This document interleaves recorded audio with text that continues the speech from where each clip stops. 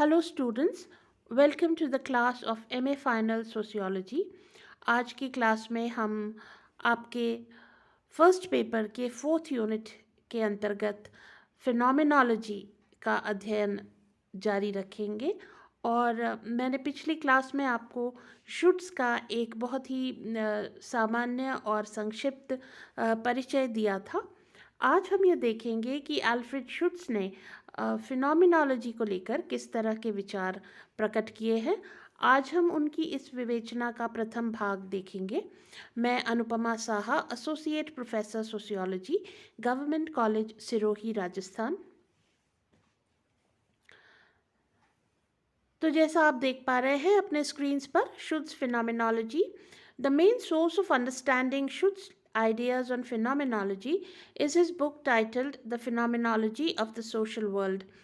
तो अगर हमें शुड्स के बारे में विशेष रूप से शुड्स के फिनोमिनोलॉजी के संबंध में जो विचार हैं उनको यदि हमें जानना है, तो हमारा जो मुख्य स्रोत है वो उनकी पुस्तक the phenomenology of the social world होगी, जिसमें उन्होंने अपने विचारों की विस्तृत विवेचना की है।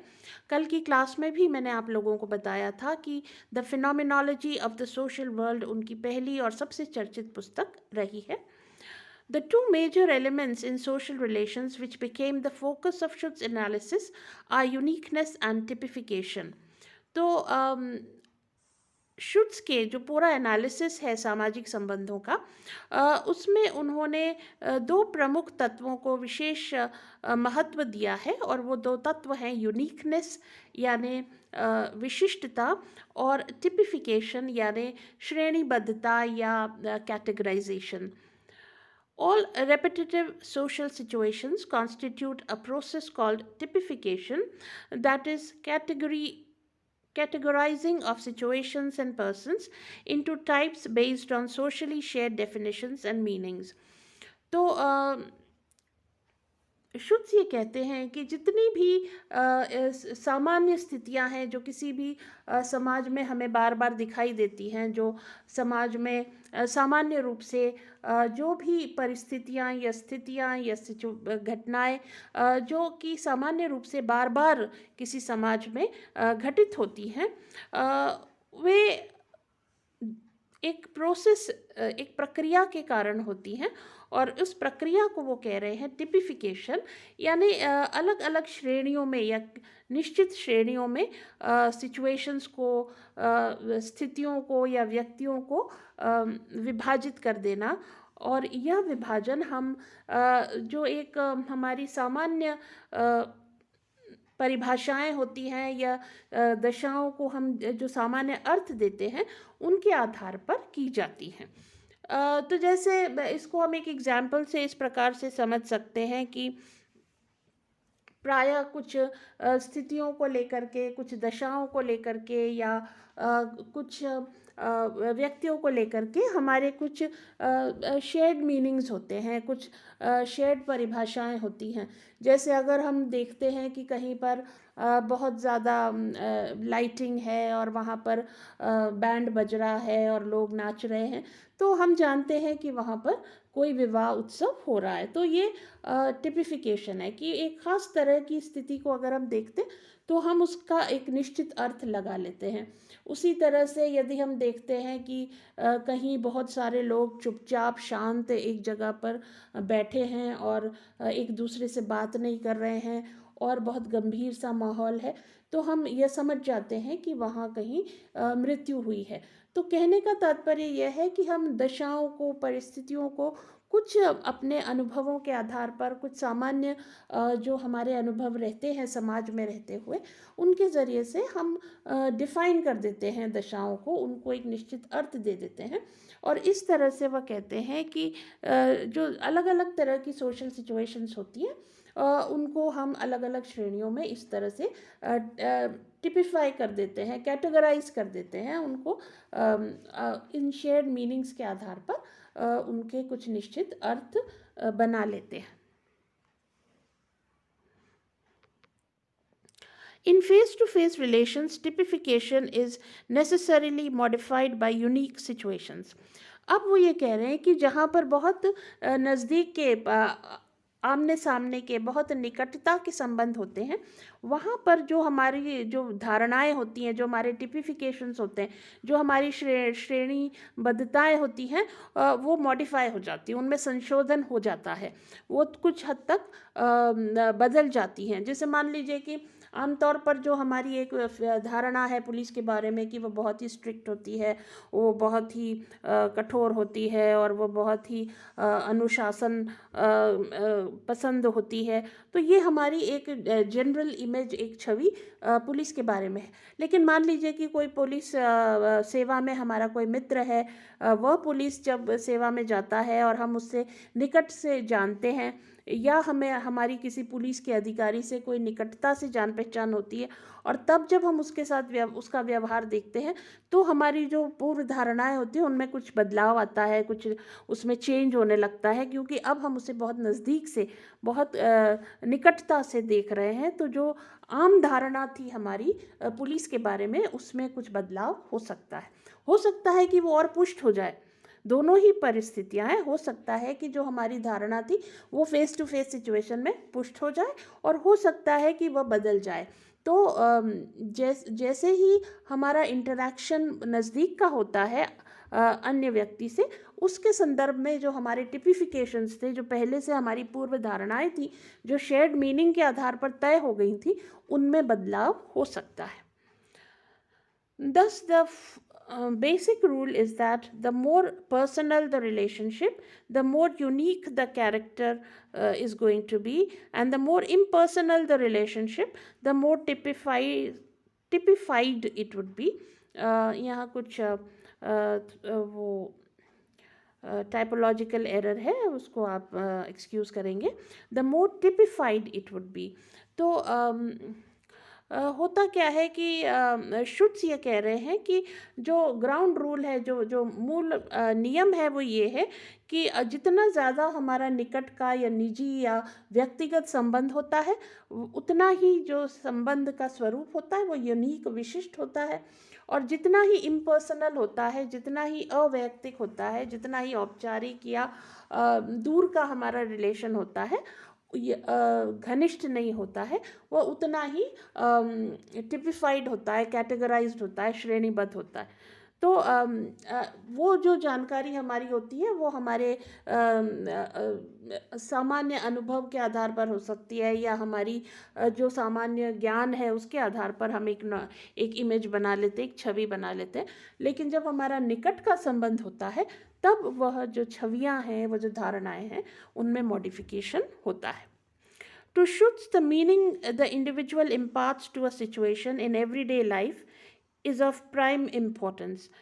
तो वो कह रहे हैं कि जब कभी भी हम समाज या सामाजिक प्रघटनाओं का अध्ययन करें, तो हमें ये देखना चाहिए कि किसी भी दशा में जो व्यक्ति अंतर्क्रिया कर रहे हैं, जो व्यक्ति परस्पर एक दूसरे के साथ इंटरैक्ट कर रहे हैं, वो उस दशा को क्या अर्थ दे रहे हैं।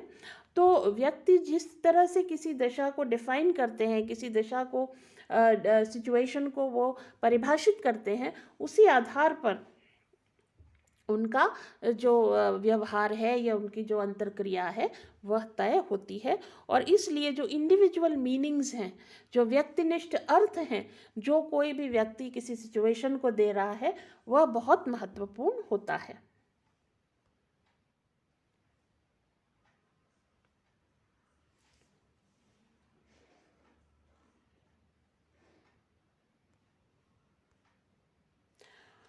Schutz puts the spotlight on the individual's own definition of the situation. तो इसलिए वह कहते हैं कि जो सबसे महत्वपूर्ण बात यह है कि जो व्यक्ति किसी दशा में है, जो व्यक्ति किसी सिचुएशन में है, वह उस सिचुएशन को क्या अर्थ दे रहा है, उसके लिए उस सिचुएशन का क्या मायने है, क्या मीनिंग है, क्या परिभाषा है, वह बहुत इम्पोर्टेंट होती है। Schutz also believes that the meaning an individual imparts to the interaction situation may be shared by the person with whom he is interacting. अब वो ये कह रहे हैं कि ऐसा हो सकता है कि एक व्यक्ति, जब एक से अधिक व्यक्ति एक सिचुएशन में होते हैं, तो उस दशा को वो जो अर्थ दे रहा है एक व्यक्ति, उस अर्थ को अन्य व्यक्ति भी मान रहा है, या उस अर्थ से वह व्यक्ति सहमत होता हो, या दोनों ही उस दशा को लगभग एक ही अर्थ दे रहे होते हैं। वो कहते हैं प्रायः ऐसा होता है, क्योंकि हमारे पास अपना जीवन का एक अनुभव होता है, परिस्थितियों का एक अनुभव होता है, और हम उसी शेयर्ड मीनिंग्स के आधार पर ही परिस्थितियों को डिफाइन करते हैं प्रायः। ख़ास तौर से जब वो एक इम्पर्सनल रिलेशनशिप होता है, जहाँ अवैयक्तिक संबंध होता है, जहाँ पर हम एक दूसरे के साथ इंटरैक्ट कर रहे होते हैं। तो एग्जाम्पल देते हैं कि जैसे एक ऑर्केस्ट्रा है, उसमें अलग अलग व्यक्ति हैं, और एक व्यक्ति जो होता है वो कंडक्टर होता है। तो वो सब एक दूसरे की जो मीनिंग्स हैं उस सिचुएशन को वो एक समझते हैं, और इसीलिए मीनिंगफुल जो इंटरेक्शन है वो हो पाता है। और जो बजाने वाले अलग अलग वाद्य बजाने वाले जो लोग हैं, वो स्वयं को अगर कंडक्टर की जगह रखते हैं, तो वो समझ सकते हैं कि कंडक्टर उनसे किस तरह की अपेक्षाएं कर रहा है, और कंडक्टर उनके जो पूरा व्यवहार है उसको क्या अर्थ दे रहा है। तो शुट्स ये कह रहे हैं कि प्रायः सामाजिक सिचुएशंस में जब व्यक्ति एक दूसरे से अंतर्क्रिया करते हैं, तो उनकी जो डेफिनेशन ऑफ सिचुएशन होती है, जो दशा की जो उनकी परिभाषा होती है, वह लगभग समान होती है। जैसे अब हम क्लासरूम में अगर स्टूडेंट्स बैठे हुए हैं, तो वे सब एक ही अर्थ उस सिचुएशन को देते हैं, और उसी के अनुसार सब आचरण करते हैं। टीचर भी क्लास में होता है, स्टूडेंट्स भी क्लास में होते हैं, और उन सब की जो डेफिनेशन है उस सिचुएशन की वह एक ही होती है, और इसीलिए उनके बीच में एक मीनिंगफुल कॉन्वर्सेशन, एक मीनिंगफुल इंटरेक्शन हो पाता है। तो वो ये कह रहे हैं कि प्रायः जो मीनिंग्स होते हैं, जो व्यक्ति एक दशा में परस्पर अंतर्क्रिया कर रहे होते हैं, वो उस दशा को लगभग एक सा मीनिंग देते हैं। Schutz call this the reciprocity of perspectives. तो वो कहते हैं ये वास्तव में परिप्रेक्ष्य का आदान प्रदान है, या परिप्रेक्ष्य का की रेसिप्रोसिटी है, यानी एक जैसा करता है दूसरा भी वैसे ही रिस्पॉन्ड करता है। तो इसी कारण से एक मीनिंगफुल इंटरेक्शन जो है वह हो पाता है। Thus, shared meaning may be assumed and experienced in the interaction situation. तो जब कभी भी कोई व्यक्तियों का समूह एक जगह इकट्ठा होता है, या व्यक्तियों का समूह परस्पर अंतर्क्रिया कर रहा होता है, तो जो शेयर्ड मीनिंग्स हैं, अर्थात उस जो सामान्य अर्थ हैं, वो अज्यूम्ड होते हैं। अर्थात हर व्यक्ति ये जानता है कि दूसरा व्यक्ति उसके अर्थ को समझ रहा है, और सभी व्यक्ति उस दशा को उस शेयर्ड मीनिंग को समझ रहे हैं, और उस समझ के आधार पर ही वे अंतर्क्रिया का अनुभव करते हैं। In such situation, people act on the basis of taken for granted assumptions about reality. तो यहाँ पर तो हम जो अर्थ है वो टेकन फॉर ग्रांटेड है, कि हमें पता है कि एक क्लासरूम सिचुएशन में स्टूडेंट को किस तरह व्यवहार करना है, टीचर को किस तरह व्यवहार करना है। तो ये मीनिंग्स पहले से दिए हुए होते हैं, वो ग्रांटेड होते हैं, सबको ज्ञात होता है कि कौन क्या है और किसको किस प्रकार का व्यवहार करना है। उसी तरह से अगर हम किसी हॉस्पिटल में जाते हैं, पेशेंट को जानता है कि उसके नर्स को से उसकी एक्सपेक्टेशन क्या होनी चाहिए, डॉक्टर से उसकी एक्सपेक्टेशन क्या होनी चाहिए, डॉक्टर ये जानता है कि पेशेंट किस तरह से बिहेव करेगा, या नर्स किस तरह से बिहेव करेगी। तो सभी एक दूसरे के व्यवहारों के बारे में पहले से एक समझ रखते हैं, और वो मान कर चलते हैं, टेकन फॉर ग्रांटेड होता है कि कौन व्यक्ति किस तरह से व्यवहार करेगा। तो इस तरह से शुट्स ये कह रहे हैं कि वास्तव में जो सामाजिक संबंध हैं वो दो चीज़ों से डिफाइन होते हैं, यूनिकनेस से और टिपिफिकेशन से।